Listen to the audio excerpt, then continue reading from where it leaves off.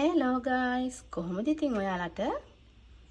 මම හිතනවා මගේ YouTube family එකේ යාළුවෝ හැමෝම හොඳින් ඇති කියලා. ඉතින් අද මම ඔයාලට අරන් එන වීඩියෝ එක ටිකක් අමුතු එකක්. අද මම ඔයාලට පෙන්වන්න යන්නේ ලෝකයේ එක එක රටවලින් මං අරන් ආපු සිහිවටන වගේම මට එක එක යාළුවෝ ගමන් ගිහිල්ලා ගෙනල්ලා දුන්න සිහිවටන. ඉතින් මං හිතුවා ඒවා ඔයගොල්ලොත් එක්ක බෙදා ගන්න කියලා. මට ඉතින් මේ සිහිවටන හරි විශේෂයි. මොකද මේ සිහිවටන ටික තියෙන්නේ අපේ ලංකාවේ ගෙදර. ඒ වගේම මේවා අවුරුදු ගානක ඉඳන් මං ගාව තියෙන්නේ. ගෙදර කබඩ් එකක් ඇතුලේ මේවා පරිස්සමට අරන් තියලා තියෙන්නේ. මම මේවා ඉතාලියේ අපේ ගෙදර තියාගන්න නැතුව ලංකාවට එවන්න හේතුව කවදා හරි දවසක අපි ලංකාවට ආවහම මේවා ලස්සන මතක අපිට ආයෙ මතක් වෙනවනේ. ඉතින් මම ඔයාලට එකටම පෙන්නන්නම් රෝමේ බලන්න ගිහිල්ලා මම ගෙනාපු ස්ටැචුස් ටිකක්. මේ තියෙන්නේ රෝමේ වතිකානුව. ඉතින් මීට අවුරුදු 10කටත් කලින් මම රෝමේ බලන්න ගිහිල්ලා ගෙනාපු මේ ස්ටැචුස් තමයි මේ තියෙන්නේ. ඉතින් වතිකානුව එහෙම බලන්න ගියාපුවම තියෙනවා පොඩි පොඩි කඩවල් ඒ කිට්ටුව. ඉතින් ඒ කඩවල් වලින් තමයි මම මේවා ගත්තේ. මේවා මේ වතිකානුව හදලා තියෙන ආකෘති. බලන්නකෝ ඒ වගේ ලස්සන. රෝමේ බලන්න ගියාපුවම බලන්න දේවල් ගොඩක් තියෙනවානේ. ඒ අතරින් ප්‍රධානම දෙයක් තමයි කොලොසියම් එක. මේ තමයි කොලොසියම් එක. ඉතින් මේකේ මෙහෙම ඒන්ජල් කෙනෙක් තියලා තිබ්බට මේක නැතුව තමයි මේක තියන්නේ. නමුත් එතනින්ම මම මේ ඒන්ජල්ලව ගත්තා. ඉතින් මම මේක ඇතුලෙන් තියලා තියෙනවා ලස්සනට. ඉන් පස්සේ තියෙනවා රෝමේ තියෙන තවත් ප්‍රධානම ස්ථානයක් තමයි මේ ෆොන්තානා දි ත්‍රේවි කියන්නේ. ෆොන්තානා දි ත්‍රේවි කියන්නේ ත්‍රේවි ෆවුන්ටන් කියන එක තමයි. මෙතන වතුර මලක් තියෙන්නේ ෆවුන්ටන් එකක්. මේකට මේ වතුර මලට කවුරු හරි ගියාපුවම මොන හරි දෙයක් හිතේ තියෙන දෙයක් විශ් කරලා මේකට කාසියක් විසි කරන සම්ප්‍රදායක් තියෙනවා. තමුන්ගේ හිතේ තියෙන දේෂ්ට වෙන්න කියලා. ඉතින් මේකත් ප්‍රධානම ස්ථානයක් තමයි රෝමේ ගියාපුවම බලන්න තියෙන්නේ. මෙන්න මේ දේවල් ටික තමයි මම රෝමේ බලන්න ගිහිල්ලා අරන් ආපු දේවල්. ඉතින් ඊළඟට මම ඔයාලට පෙන්වන්නේ මේ තියෙන්නේ පීසා වල ඇලමුණ කුළුණ. ඔයගොල්ලෝ දන්නවනේ ලෝක පුදුම හතෙන් එකක් තමයි මේ පීසා වල ඇලමුණ කුළුණ. ඉතින් පීසා කුළුණයි එතන තියෙන පල්ලියයි ඒ ටිකේ ස්ටැචු එකක් තමයි මෙතන තියෙන්නේ. එතෙන්ට ඔයාලට බලන්න ගියාම මේ ස්ථාන තුන තමයි බලන්න තියෙන්නේ. මේ තියෙන්නේ කෝමු ලේක් එක පෙන්නලා තියෙන ස්ටැචු එකක්. කෝමු ලේක් එක කියන්නේත් හරි ලස්සන ඉතා සුවිශේෂී තැනක් ඉතාලියේ තියෙන. මේක ස්විස් කිට්ටුවට තමයි මේ කෝමු ලේක් එක තියෙන්නේ. ස්විට්සර්ලන්තයේ ඉතාලියයි අතර දේශ සීමාවක පිහිටලා තියෙන ලස්සනම ලස්සන නගරයක් තමයි මේ කෝමෝ සිටි එක කියන්නේ. ඉතින් මේ තියෙන්නේ ඉතාලියේ සන් මරීනෝ කියන පැත්තෙන් ගෙනාපු ස්ටැචු එකක්. මේ හදලා තියෙන්නේ හරියට අර උයන තැන අපි උයද්දි හැඳි තියාගන්නේ. මෙතනින් එන්නේ එකක් විදියට තමයි හදලා තියෙන්නේ. නමුත් බිත්ති එල්ලන්න පුළුවන් විදියට මේක මේ නූලක් දාලා හදලා තියෙනවා.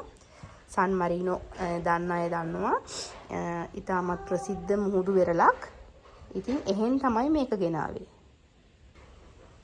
ඉතින් ඔන්න ඔයාලට පේනවා ඇති දැන් මේක ටිකක් විශේෂ සිහිවටනයක්.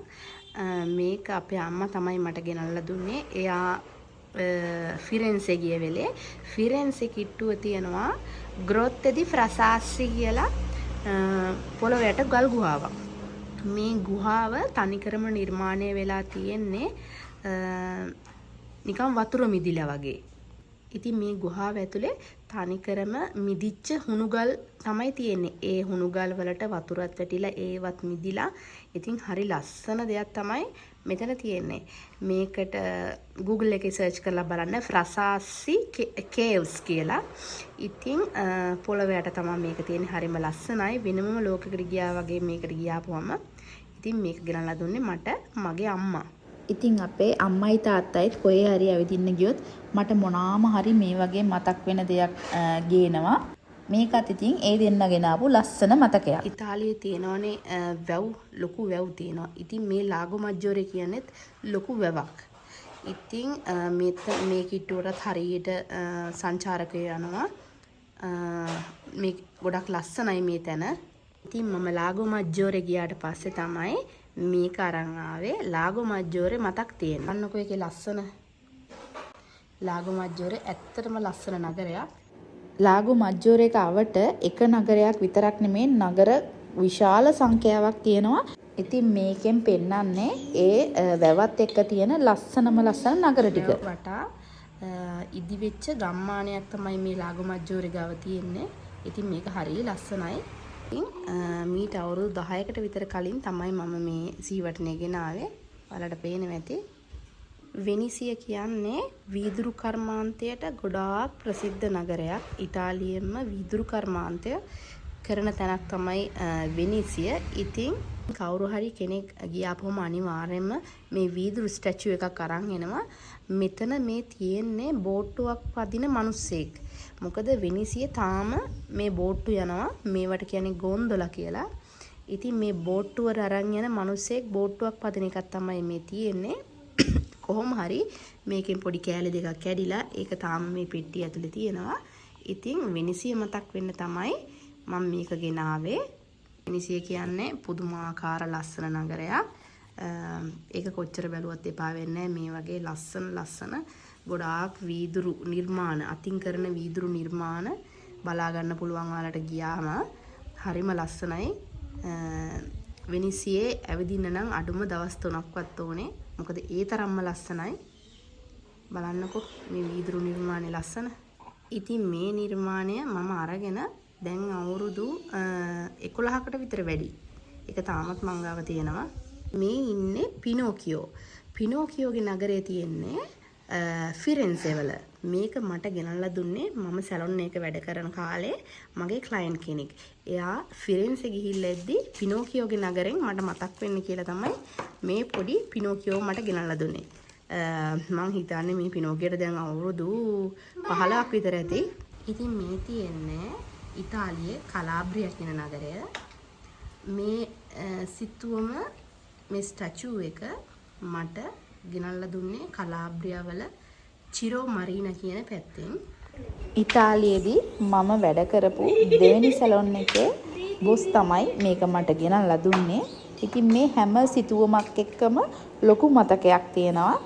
ගොඩාක් කාලයකට කලින් මේක මට ගෙනල්ලා දුන්න උනත් අදටත් අපි හම්බ වෙන්නේ නැති වුණාට කතා බහ කරනවා. මේ වෙද්දි මේක ගෙනල්ලා දුන්න කෙනා චිරෝ මරීනා වල පදිංචියටම ගිහිල්ලා ඉන්නේ. ඒ කාලේ ඒගොල්ලන්ගේ ආසාව තිබ්බෙත් පෙන්ෂන් ගත්තාම ඒගොල්ලන්ගේ ගමට ආපහු යන එක. මට මේක තෑග්ගක් විදියට හම්බෙලා දැන් අවුරුදු 10කට වැඩි. ඉතින් අපි වගේ තමයි. ඒගොල්ලෝ ජීවිතයේ අවසාන කාලේ තමන්ගේ ගම රටවල් වලට යන එක තමයි ඒගොල්ලන්ගේත් හීනේ. ඉතින් මේ තියෙන්නේ මට සිචීලියා වලින් මගේ යාළුවෙක් ගෙනල්ලා දුන්න මතක සටහනක්. මාත් එක්ක වැඩ කරපුත් එක්ක ඒ කාලේ වැඩ කරපු ලේඩි කෙනෙක් තමයි මට මේක ගෙනල්ලා දුන්නේ. ආ සිචීලියා ගිය වෙලේ සිචීලියා වල මිනිස්සු හරිම ෆ්‍රෙන්ඩ්ලි මිනිස්සු. ඉතින් එයා තමයි මට මේ ගෙනල්ලා දුන්නේ. මොනකෝ මට මේ වගේ හැඳි දෙකක් තියෙනවා. පේනව නේද? බලන්න ඒකේ ලස්සන. සිචීලියා වලිනුයි සන් මරීනෝ වලිනුයි ගෙනාපු හැඳි දෙක තමයි මේ. එයා කියන්නේ ඉතාලියේ තියෙන දූපතක්. ඉතින් මේ තියෙන්නේ සිරිමියෝනෙන් ගෙනාපු ස්ටැචු එකක්. මේක ලස්සන බලකොටුවක් තියෙන සිරිමියෝනේ වල.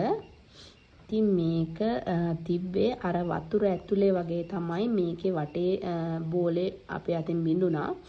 ඉතින් දැන් තියෙන්නේ මේකේ මේ ස්ටැචු එකේ ඇතුලේ බලකොටුව විතරයි. නැත්නම් මේක ලස්සනට වතුර ඇතුලේ තිබ්බේ. ඉතින් ජේනෝවා වල තියෙනවා නගර පහක්. ඒ නගර පහට තමා චින්ක්වේ තෙර්රේ කියන්නේ. ඉතින් මේකත් චින්ක්වේ තෙර්රේ වලින් අරන් ඇවිල්ලා අවුරුදු 10කට නම් වැඩි. ඉතින් මේකත් අවුරුදු ගානකට කලින් මට මගේ හිතවත් නංගි කෙනෙක් ගෙනල්ලා දුන්නා ප්‍රංශයේ වෘදු දෙව්මෑණියන්ගේ පල්ලිය බලන්න ගිහිල්ලා. ඉතින් මේ ප්‍රංශයේ ලූර්දු දෙව්මෑණියන්ගේ පල්ලියත් ලෝක ප්‍රසිද්ධ තැනක්. ඉතින් මේ මතක සටහනත් අදටත් මං ගාව පරිස්සමට තියෙනවා. දැන් මම මේ පෙන්නන්නේ මම ස්පාඤ්ඤේ ගිහිල්ලා ගෙනාපු මතක සටහනක්. ස්පාඤ්ඤේ කතෙද්‍රාල් එක බලන්න ගියාපුවම සග්‍රාදා ෆැමිලියා කියලා තියෙනවා මේ වගේ ලොකු පල්ලියක්. ඉතින් ඒකෙන් තමයි මේක ගෙනාවේ. ඉතින් මම මේ වීඩියෝ එක මුලින්ම පෙන්නුවේ ඉතාලිය ආශ්‍රිත නගරවලින් මන් ගෙනාපු දේවලුයි මට හම්බෙච්ච දේවලුයිනේ. දැන් මේ පෙන්වන්නේ ඉතාලියෙන් පිට රටවලින් ගෙනාපු දේවලුයි හම්බුණ දේවලුයි. මේක ඩුබායි ගිහිල්ලා අපේ හිතවත් කෙනෙක් ගෙනාපු එකක්. වැලි වලින් මේ හදපු කුඩා බෝතලයක් තමයි මේ තියෙන්නේ. මේකත් මට කලාබ්‍රියා වලින් හම්බුනේ මේ පරණ උළු කැටයක් ආශ්‍රයෙන් කරපු සිතුවමක් කියලා තමයි ඒගොල්ලෝ මට කිව්වේ. ඉතින් ඊළඟට මම පෙන්නන්නේ ප්‍රංශයට ගිය ගමනේදී මම ගෙනාපු ලස්සන සිතුවමක්. ප්‍රංශයට ගියාට පස්සේ මෙතන මේ පෙන්නලා තියෙන හැම තැනක්ම බලන්න මම ගියා. ඉතින් ඒක මතක් වෙන නිසාමයි මම මේක ගෙනාවේ.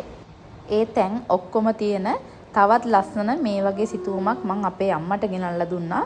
එයාට මතක සටහනක් විදිහට තියාගන්න. ඉතින් කොහොම හරි අපි මේ බඩු ලංකාවට එවද්දී අපේ අම්මා ගාව තිබ්බ බඩු ටිකත් ලංකාවට එවලා මේකත් ඒ කබඩ් එකකින්ම අරන් තියලා තියෙන්නේ. ඊළඟට පෙන්නන මෙන්න මේ චූටි මැග්නට් ටික මට ගෙනල්ලා දුන්නේ අපේ නංගි.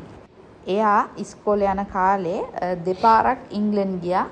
ඉතින් ඒ ගිය දෙපාරෙම මේ වගේ චුටි මැග්නට් ගෙනාවා. ඉතින් මේ ටික අරගෙන බලද්දි තමයි මට තේරුනේ තව මේ වගේ එකතු කරපු ලස්සන මතක සටහන් ගොඩක් මෙතන අඩුයි කියලා. ඉතින් මෙන්න මේ පෙන්නන කාඩ් එක මම ගෙනාවේ පල්මදි මලෝර්කා කියන දූපතෙන්. ඔයාලා දන්නවා ඇති ඉස්පාඤ්ඤයට අයත් බැලේරියන් දූපත් ගොඩක් තියෙනවා. ඉතින් ඒ බැලේරියන් දූපත් වලින් එකක් තමයි පල්මදි මලෝර්කා කියන්නේ. ඉතින් හරියම ලස්සනයි මේ දූපත්. ගොඩක් දෙනෙක් මේ දූපත් වලට යන්නේ මේ දූපත් වල තියෙන මුහුද හරිම ලස්සන හින්දා හරියට මාලදිවයිනේ මුහුද වගේ.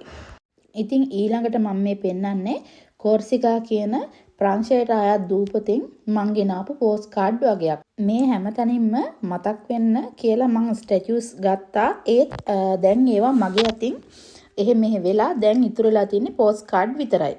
ඉතින් මේකත් හරිම ලස්සන දූපතක්. මේකේ බඩු හරි ගණන්. බඩු ගණන් කියලා මම කිව්වේ ඉතාලියට සාපේක්ෂක ප්‍රංශේ බඩු ගණන් හින්දා තමයි මේ දූපතෙත් බඩු ගණන්. බලන්න දේවල් ගොඩාක් තියෙන දූපතක් තමයි මේක. මේ තියෙන්නේ ඉතාලියේ සර්දේඤ්ඤා කියන දූපතෙන් මං ගෙනාපු පෝස්ට් කාඩ් වගේක්. හරිම ලස්සන දූපතක් මේක. මෙතන තියෙන හැම තැනකටම මම ගියා. ඉතින් ඒ තැන් මතක් වෙන්න තමයි මේ කාඩ් මම අරන් ආවේ. ජීවිතේ එකපාරක් හරි යන්න ඕන තැන් තමයි මේවා. මොකද ඒ තරම්ම ලස්සනයි.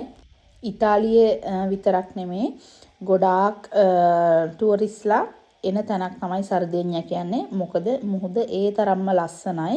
ඒ වගේම පිරිසිදුයි. ඉතින් දැන් මෙන්න මේ ඔයාලා දකින්නේ ලිවිඤ්ඤෝ කියන නගරයෙන් අරන් ආපු පෝස්ට් කාඩ් වගේක්. ලිවිඤ්ඤෝ කියන නගරය අයිති වෙන්නේ ස්විට්සර්ලන්තයට. ලිවිඤ්ඤෝ වල තියෙනවා ස්කී ඒරියා එකක්. සීත කාලයට මේ පළාතවල් ඔක්කොම හිමින් වැහිලා යනවා. ඉතින් ස්කී කරන අය ඒ පළාත් වලට යනවා. හිම ඔක්කොම දිය වුණාට පස්සේ කඳුකර පළාත පේන විදිය තමයි මේ පෝස්ට් කාඩ් වලින් ඔයාලට පේන්නේ. ඉතින් ලිවිඤ්ඤෝ කියන්නේ හරියම ලස්සන නගරයක්. ඉතින් යාළුවනේ මගේ මේ ලස්සන මතක ඔයාලත් එක්ක බෙදා ගන්න ලැබීම හරිම සතුටක්. ඉතින් පුළුවන් වුණ ගමන්ම ආයේ ලස්සන වීඩියෝ එකකින් හම්බ වෙමු. හැමදාමත් මාත් එක්ක එකතු වෙලා ඉන්න මගේ ආදරණීය යාළුවන්ට බොහෝම ස්තුතියි. අලුත් යාළුවන්ටත් ආදරයෙන් ආරාධනා කරනවා මාත් එක්ක එකතු වෙන්න කියලා. ඉතින් යාළුවනේ ආයෙත් ලස්සන වීඩියෝ එකකින් හම් වෙනකන් හැමෝම සතුටින් පරිස්සමින් ඉන්න. ගිහින් එන්නම්. බයි.